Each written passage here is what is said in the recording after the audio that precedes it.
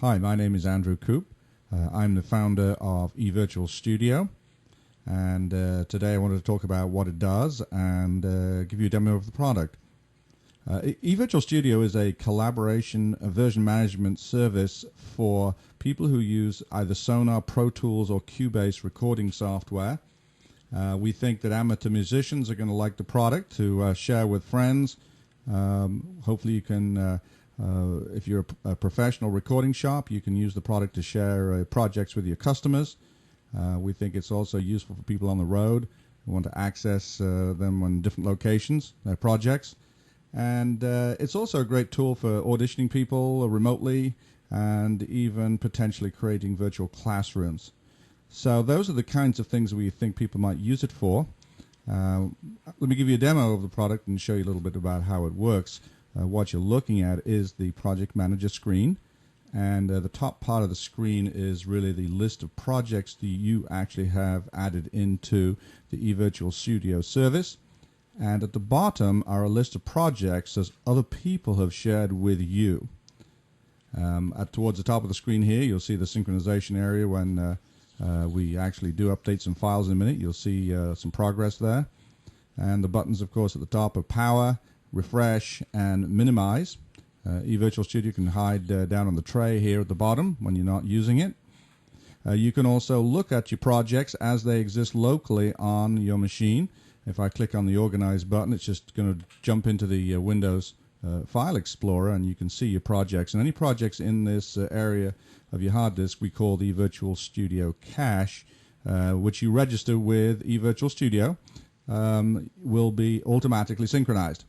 So we make it very nice and easy for you to do that. And there is a process for updating your projects, which I'll show you in a minute as well. So let's go ahead and see how you might add in a new project into eVirtualStudio. First thing I'll do is click on the Add button here. And I'm actually going to choose a SONAR project on this occasion, though it could be could also be a Cubase or a Pro Tools project. And you select that from the list down here at the bottom. So let's go and bring up our eVirtualStudio demo project. And what this does is bring up a summary screen, and it shows me information about the date it's going to be published, and we can also add project members, which I'll show you separately in a minute. And we can change the name that's shown on the screen if we want to, and of course we can click View if we have SONAR installed, which I do. We can click View here and actually look at the project itself. So let me go ahead and click on Publish. And what this is actually now going to do is to copy those files up onto the file server, and we can carry on doing other things while it does that. Let's go ahead and reopen that project that we just created. And you can see now I can enter notes area, for example. I can put in information about what work I need done on the song, or anything that's important, the lyrics for the song, anything you want. And over here we have a list of people who are actually sharing the project. And what this means is if I add someone to the list here, they will receive the project, and all the changes that I make to that project automatically get published to them. So the way I can add users, I can just type in their username if I happen to know that, or if I'm looking for somebody, I don't really know their name, I can go and search. I'm going to see if I can find a bass player here. I'll just look in Virginia. I happen to know a buddy of mine in Virginia who's also doing that. And you can see there's a summary here. So all I have to do to actually bring him and invite him to the project is click on Invite here, and that will actually add him into the project. And we can see now that he has been put into the project, and now added into the screen here. So when he logs on the next time, he will in fact get that project and will just receive it automatically. He does actually have to quickly answer a prompt accepting the invitation, but other than that he hasn't got to do anything. So that gives you a little simple idea of exactly how you might go about sharing a project with somebody. So what happens when you want to actually edit the project and make changes and updates to it. So let's reopen our demo product again, and you can see this is version 1.0 at this stage. So let's click on Edit. And what Edit does is actually create a copy of the last version of the file and renames it to that name plus the words checked out. So here we are in SONAR. You can see that from this balloon at the bottom that it's got up to be 12 hours before you have to close the project. So we can save the project as often as we like. This file that we've opened is called checked out. It's a local project, so we are working with our own copy here.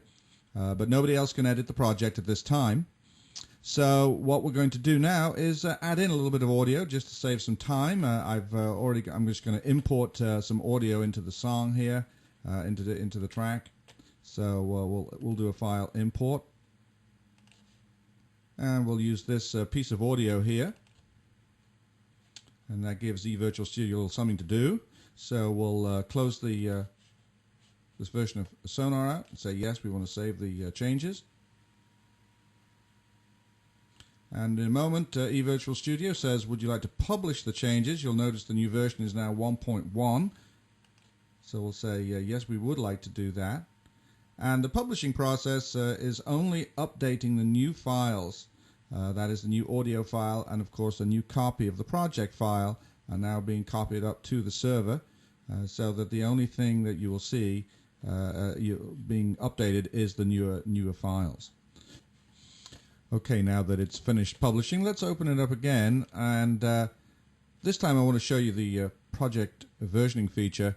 You'll notice now we have a drop-down list, and we have two versions, the current version and the 1.0 version, and we can now select that, and if I wanted to, I could actually view that version of the project, open it up just to preview it, for example. Or if I decided I really preferred to go back to version 1.0 and make that the current project, what I can do is use the change feature to revert the project, if you like, back to the previous version.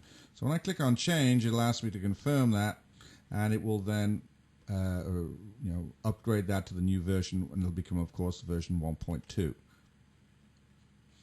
And because we just changed versions, we've got a new version to put up onto the server, so the project file will be put up onto the server for everybody else to download. So, as you can see, eVirtualStudio is a new way for recording enthusiasts and professionals to share music projects, collaborate with other musicians and producers over the internet.